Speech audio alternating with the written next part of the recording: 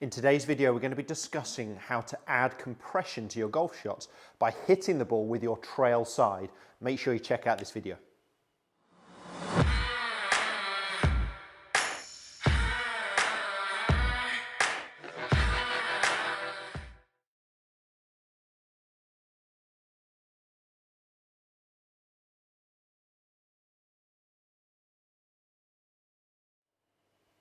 Welcome back to the TruGolf Academy. You join me, Jon Watts, today in my indoor studio, and today's video, as I mentioned there in the intro, is all going to be about our trail side. It's going to be about improving our strike by getting our shoulder playing correctly and effectively covering the ball with our trail side. These are all terms I'm going to discuss a little bit further into the video and actually make this very simplistic for you. If you're new to my channel and you haven't already, please do consider subscribing. If you hit the little bell icon, it just notifies you every time a new video goes live, at least 2 instructional videos a week, and the info for my social media just coming along the bottom of the screen. So this is relevant with different golf clubs. I'm going to do this with a mid-iron. I've got a 6-iron here in my hand, but this is relevant with different clubs. And I'm going to start by actually placing the club across my shoulders. This is a drill I love to do, and I think if you're doing some at-home exercises, placing the club across your shoulder, putting a ball as a focus point, you can really work on your golf swing at home just with a cane or a club across your shoulders, getting the right sensations, the right movement. Great if you can then jump outside, hit a few, even if it's airflow balls, but make some swings with some speed as well to it. But what we're discussing here, as I said, is one, I mentioned compressing the golf ball. For me, that just means we're actually squeezing the ball between the club and the turf. So we're hitting down on it slightly, we're de-lofting the golf club slightly, we're passing maximum compression, so energy transfer from club to golf ball. We could overdo that, absolutely. We could hit down too much, we could de-loft the golf club too much. We want to do it in the right amount, and the right amount varies depending on the golf club that we're looking at. And I will put some links in here about the difference between irons and woods, because there are some changes in there. With a driver in your hand, you're ideally hitting slightly up on the golf club, but you will add a little bit of loft. With an iron, we should be hitting slightly down, we should be de-lofting a little bit. So I like to see an angle of attack downwards by up to around 4 degrees on the way down with the mid-iron, and I'd like you to be de-lofting the golf club by similar values, sort of 4 or 5 degrees or so. And that will help us add some compression, some energy transfer club to ball. How we're going to achieve that is by making sure our shoulders at impact look something along these lines. There is still a tilt here.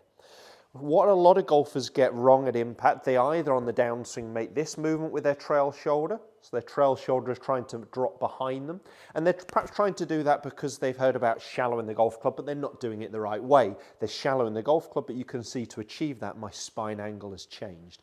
That means the trail shoulder drops down behind you, and from there, golfers often talk about getting trapped. They feel stuck. Generally, it's a heave-ho with the hands, and the path is going a long way to the right. So they generally hit a lot of blocks and hooks. So for right-handed golfers, straight right or over-bending left. The other fault we tend to see, perhaps on the downswing, is the trail shoulder moving too far in front of you. You can see my pressure is moving forwards towards my toes.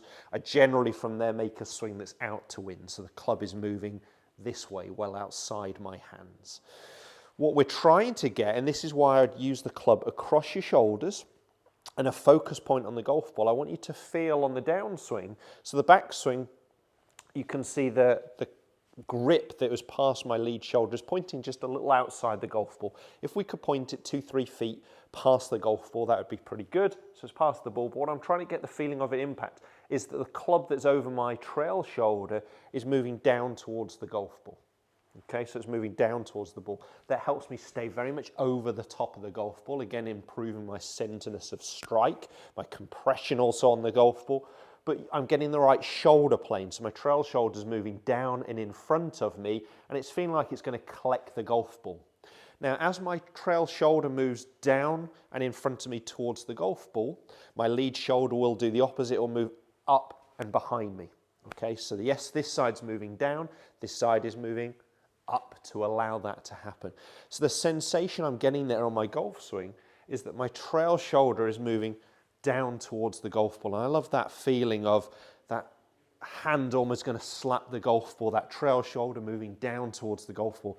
I think is a real positive there. So when you're doing that exercise, if you can clamp the club across your shoulders, try and get it as level as possible. The club is past your trail shoulder, so away from the target. Backswing, the club is pointing about 2-3 feet outside the golf ball, almost towards my launch monitor. And then on the downswing, I'm trying to get the club to feel like it's going over the top of the golf ball.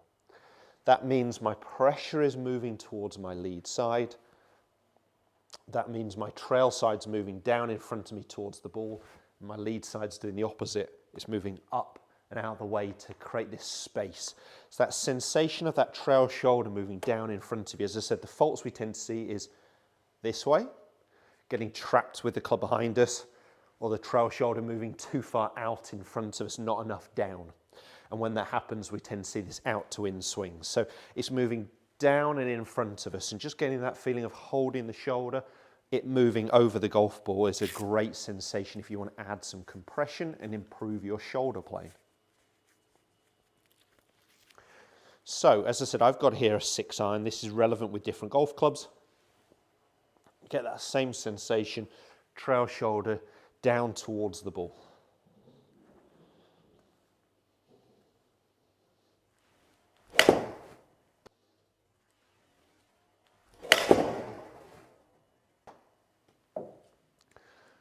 On target, not my best strike of the bunch, but definitely on target. Just lost me a little bit of distance there. But get that sensation, as I said, trail shoulder down in front of you, covering the golf ball. If we can improve our shoulder plane, it's really going to help a lot of things in our golf swing. That's the feeling for me. You can see I've got that tilt here in shoulders.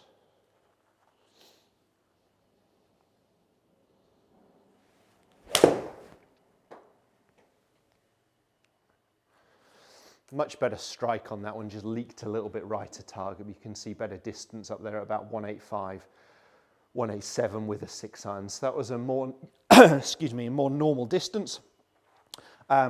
Much better contact. Just get that feeling, that trail shoulder moving down in front of you. It's really going to help improve a lot of things, including your swing plane. If that shoulder's moving too far out, not enough down, we tend to see the out to in.